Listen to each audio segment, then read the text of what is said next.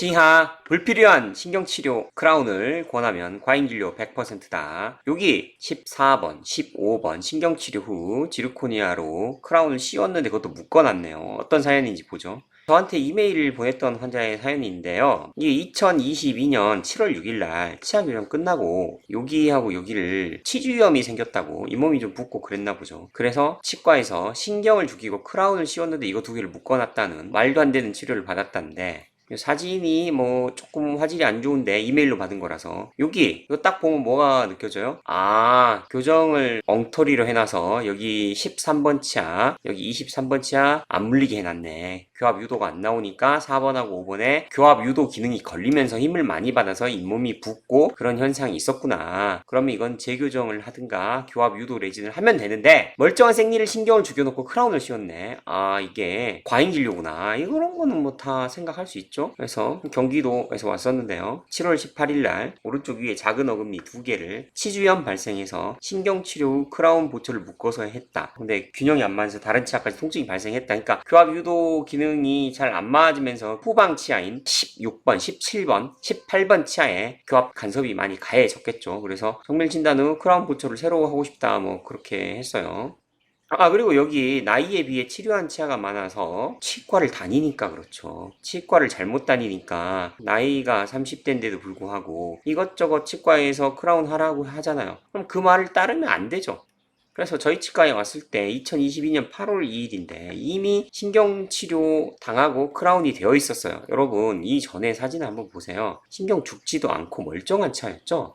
그럼 뭐가 문제예요? 첫 번째로는 치아 교정을 제대로 안 한 게 가장 큰 문제죠. 교정을 제대로 안 하니까 얘가 잇몸이 부었는데, 그 다음 두 번째 문제는 교정을 안 해서 교합 유도가 심하게 힘이 걸려서 잇몸이 부은 거니까 이거는 신경치료나 크라운을 하면 안 될 상황이었죠. 근데 이걸 이용해서 신경치료하고 크라운을 씌운 두 번째 치과도 또 문제죠. 그래서 이렇게 교합 유도 안 나오면 교정을 다시 하면 돼요. 그래서 6개월 안에 이런 거는 붙일 수 있죠. 아니면 유도 레진 붙일 수도 있는데 되게 두꺼워지고 치아 모양이 좀 안 좋아지긴 하겠죠. 어쨌든 이거 왼쪽도 교합 유도가 안 나오지만 여기는 좀 가깝게 붙어있는 김이라도 보이니까 조금 교합 유도 기능이 100%는 아니고 조금이라도 하겠죠. 그래서 상악 교합면 사진 보면 이거 두 개 묶어놨어요. 손가락을 묶으면 안 되는 것처럼 치아도 묶으면 안 되죠. 엉터리 진료를 해놨죠. 그래서 교합지 찍어보니까 유도 기능은 이건 뭐 하는 흉내만 내지 거의 안 나오고 이런 거는 간섭점이 될 수 있어서 간섭점이 될 수 있는 것만 살짝 제거하고 원칙적인 얘기를 해야죠. 응급조치는 취했지만 치아 교정 다시 하세요.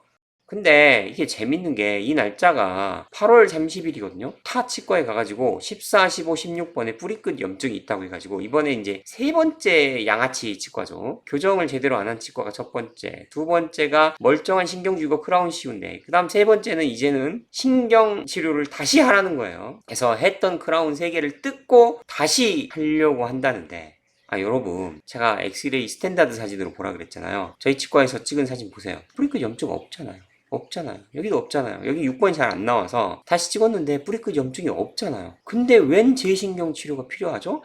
제가 봤을 때는 재신경 치료가 전혀 필요 없는 상황에서 이 세 개 크라운을 뜯고 보철을 세 개를 하면은 보철 하나당 뭐 지르코니아를 뭐 한 60만 원 잡았을 때 180만 원에 돈을 벌기 위해서 멀쩡하진 않았지만 재신경 치료를 빌미로 해서 크라운을 다시 하려는 그런 양아치 짓을 하는 것으로 저는 보입니다. 그래서 뿌리끝 염증이 없는데, 아니 여러분, 7월 18일쯤에 신경치료를 한 치아가 거의 한 달 만에 뿌리끝 염증이 생기지도 않습니다. 몇 년은 걸리겠죠. 혹시 신경치료가 잘못되더라도. 없어요. 깨끗해요.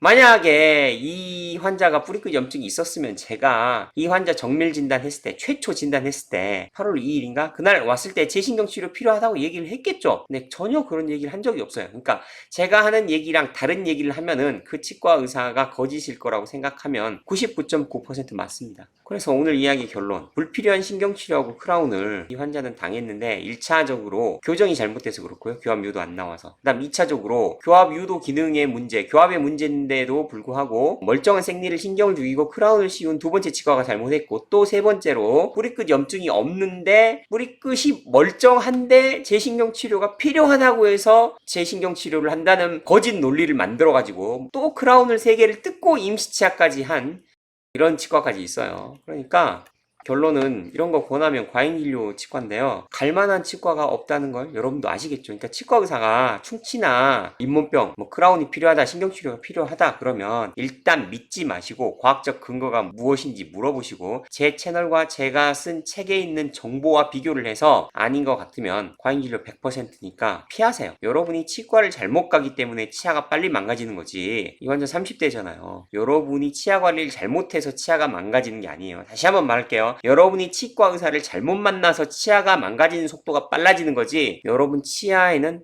큰 잘못이 없습니다. 이만 마칠게요.